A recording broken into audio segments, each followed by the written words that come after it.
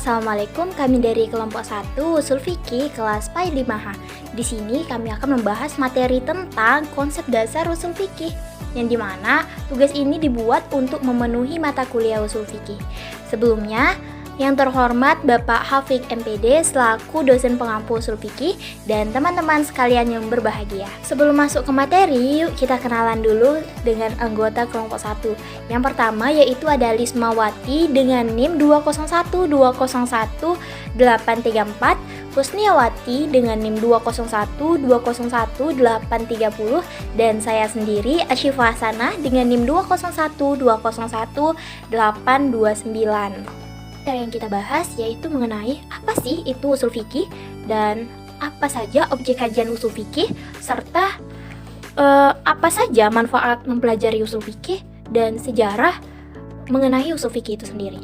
Usul fikih terbagi menjadi dua kata, yaitu usul dan fikih, yang dimana usul berasal dari bahasa Arab, yaitu usul yang merupakan jamak dari aslun, asal, yang artinya pokok atau pondasi, dalil, atau hal yang menjadi dasar sesuatu yang dibangun di atasnya. Demikian juga fikih. Fikih berasal dari bahasa Arab, dari kata kerja yaitu fakiha dan yafkahu, yang dimana artinya ialah paham, mengerti, pintar, dan kepintaran. Nah, secara singkat, fikih juga memiliki arti, yaitu ilmu hukum, perbuatan, atau amaliyah keseharian seseorang mukallaf, seperti sholat, hukum puasa, hukum zakat, hukum jual beli, dan sebagainya. Secara bahasa, kita telah mengetahui apa itu usul fikih. Usul yaitu dasar atau pokok atau pondasi. Nah, sedangkan fikih ialah hukum perbuatan atau amaliyah keseharian seorang mukhalaf. Siapa itu mukhalaf? Nah, mukhalaf itu adalah orang yang telah dibebani oleh hukum seperti kita. Secara istilah yaitu ilmu yang mempelajari dasar-dasar atau jalan dalam proses pengambilan hukum dari dalil-dalil yang terperinci.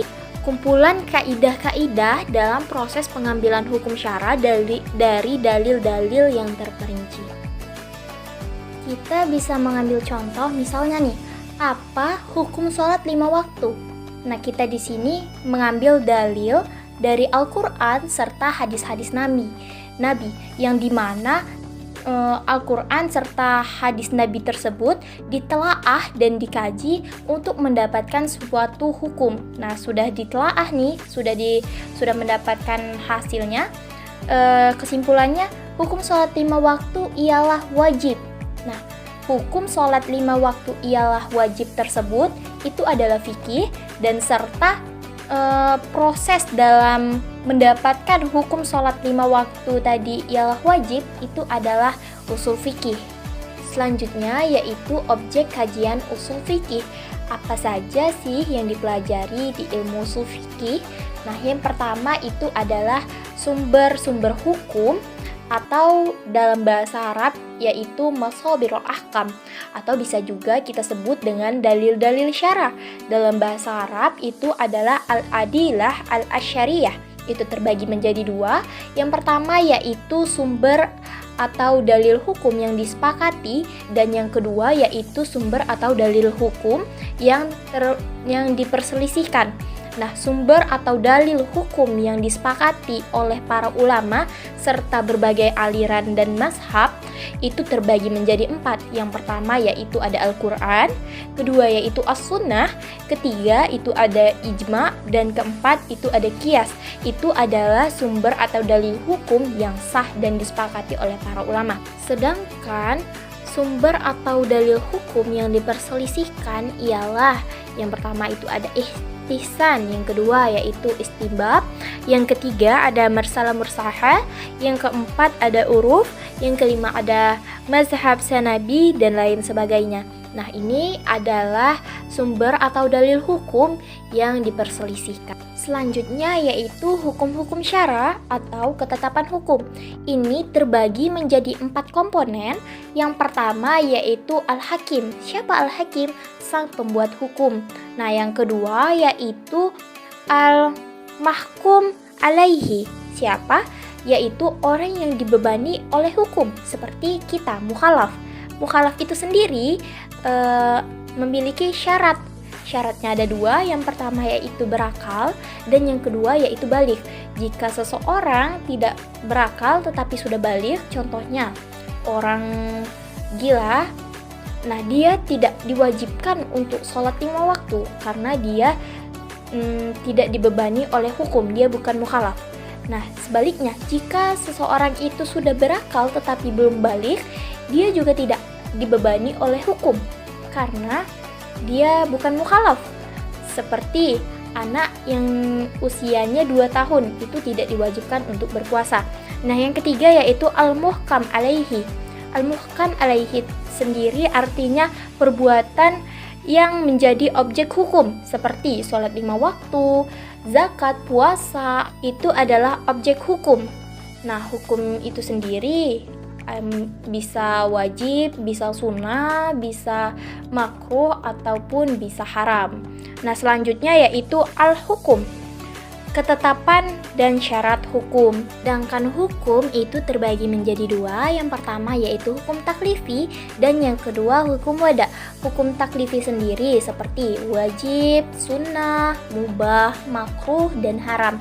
Nah sedangkan hukum wada itu ada asbab, sah atau rasyid itu atau rusak, dan rukhayah atau keringanan hukum, dan lain sebagainya. Ketiga yaitu metode dalam pengambilan hukum. Itu ada 3. Yang pertama yaitu ijtihad dan mujtahid. Yang kedua kaidah-kaidah atau aturan atau ketentuan dalam pengambilan hukum. Dan yang ketiga yaitu jalan keluar dari pertentangan dalil. Apa saja sih manfaat mempelajari ilmu usul fiqh itu? Usul fiqh adalah perangkat metodologis yang mempunyai otoritas dalam menyusun, membentuk, dan memberi corak dan warna pada produk fikih. Sejalan dengan apa yang dikatakan para khalaf, usul fiqh itu adalah ilmu yang memiliki kaidah, metodologi, dan pembahasan-pembahasan yang dijadikan acuan dalam penetapan hukum Islam mengenai perbuatan manusia berdasarkan dalil-dalil yang terperinci. Maka dikatakan, jika seseorang ingin mendalami kajian ilmu-ilmu Islam, khususnya fikih, dia itu tidak harus membaca semua literatur keilmuan tersebut, tetapi cukup mendalami usulnya saja. Sedangkan manfaat praktis mempelajari ilmu usul fiqh itu banyak sekali. Nah, di antaranya yaitu sebagai benteng pelindung terhadap syariat Islam, karena usul fiqh itu menjaga dalil-dalil syariat dari penyimpangan dan kesalahan dalam istinbat. Kemudian sebagai metode yang memudahkan dalam mengambil kesimpulan hukum pada masalah-masalah cabang fikih dari sumbernya. Kemudian yaitu menghindarkan seseorang menetapkan hukum menurut hawa nafsunya, karena mengetahui metode dan kaidah istinbat serta cara berijtihad yang benar. Hal ini karena bermunculan para mujtahid dengan metode ijtihad yang berbeda-beda. Selanjutnya itu memberikan standar dan syarat-syarat yang harus dimiliki seseorang mujtahid, sehingga ijtihad hanya dilakukan oleh seseorang yang mampu dan tepat. Di samping itu, bagi masyarakat awam, melalui usul fiqh mereka dapat memahami bagaimana para mujtahid itu menetapkan hukum, baik yang disepakati atau yang diperselisihkan, dan pedoman dan norma apa saja yang mereka gunakan dalam merumuskan hukum-hukum tersebut. Usul fiqh dapat memelihara syariat Islam dari penyalahgunaan dalil yang mungkin saja terjadi. Melalui usul fiqh dapat diketahui mana sumber hukum Islam yang asli, yang harus dipedomani, dan mana yang merupakan sumber hukum Islam yang bersifat sekunder, yaitu yang berfungsi untuk membangkitkan syariat sesuai dengan tempat dan zamannya. Kemudian, usul fiqh itu menyusun kaidah-kaidah umum yang dapat diterapkan guna menetapkan hukum dari berbagai persoalan sosial kontemporer yang terus berkembang. Kemudian mengetahui kekuatan dan kelemahan suatu pendapat pada dalil yang digunakan dalam berijtihad, sehingga dapat melakukan tarjih atau penguatan salah satu dalil atau pendapat tersebut dengan menggunakan alasan. Kemudian usul fiqh itu sebagai benteng dari perpecahan dan perbedaan pendapat yang lahir dari pemahaman yang salah terhadap nas. Dan usul fiqh itu dapat memelihara fikih dari Islam dari pendapat yang terlalu longgar dan pendapat yang terlalu kaku dan jumud. Sejarah perkembangan usul fiqh. Sejarah perkembangan usul fiqh terbagi menjadi 2 periode, yaitu pertama, periode usul fiqh sebelum dibukukan. Periode usul fiqh sebelum dibukukan meliputi masa sahabat, masa tabi'in dan mutajid. Sebelum Imam Syafi'i, sumber hukum pada masa sahabat meliputi Al-Quran dan hadis, tetapi ditambah dengan istijad sahabat. Kemudian masa tabi'in dan tabi'in serta imam dan imam mujtahid di abad kedua dan ketiga Hijriah. Masa sebelum Imam Syafi'i dikenal 2 tokoh utama, yaitu pertama ada Imam Abu Hanifah Al-Nu'man pada tahun 1050 Hijriah. Dasar istibatnya secara berurutan menggunakan Al-Quran, Sunnah, fatwa sahabat dan mendapatkan yang disepakati oleh para sahabat. Yang kedua ada Imam Malik bin Anas. Selain Al-Quran dan hadis, ia menggunakan praktik ahli Madinah. Imam Malik sepertinya halnya Imam Abdul Hanifah tidak meninggalkan karyanya dalam bidang usul fiqh. Yang kedua ada periode pembukuan usul fiqh. Usul fiqh ditumbuh pada abad kedua Hijriah yang dilatar belakangi oleh perdebatan sengit antara ahlul hadis dan ahlul al-ra'i.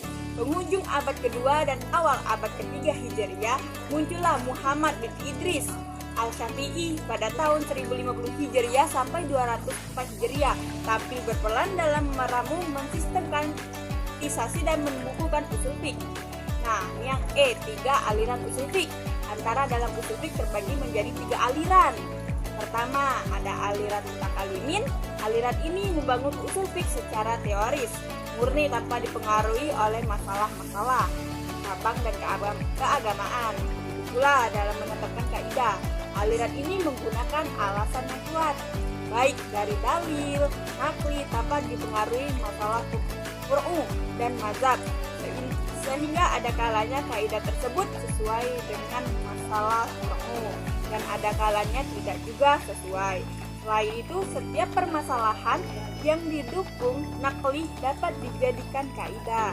Nah, yang kedua ada aliran fuqalah yang dianut oleh para ulama mazhab Hanafi. Dinamakan aliran fuqaah karena dalam sistem penulisannya banyak diwarnai oleh contoh-contoh fikih. Dalam merumuskan kaidah-kaidah fikih, mereka berpedoman pada pendapat-pendapat fikih Abu Hanifah dan pendapat-pendapat para muridnya, serta melengkapinya dengan contoh-contoh.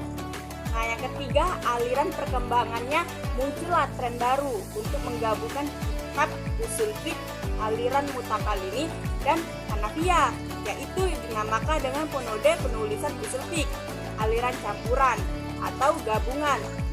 Gabungan adalah dengan membumikan kaidah dalam realitas persoalan-persoalan fikih. Nah, persoalan fikih yang hukumnya dibahas oleh imam-imam mazhab diulas dan ditunjukkan kepada kaidah yang menjadikan sandarannya, dan itu dikatakan sebagai aliran gabungan. Itu tadi penjelasan dari kelompok 1 mengenai konsep dasar usul fikih. Semoga ilmu ini berguna untuk kita semua. Terima kasih. Wassalamualaikum warahmatullahi wabarakatuh.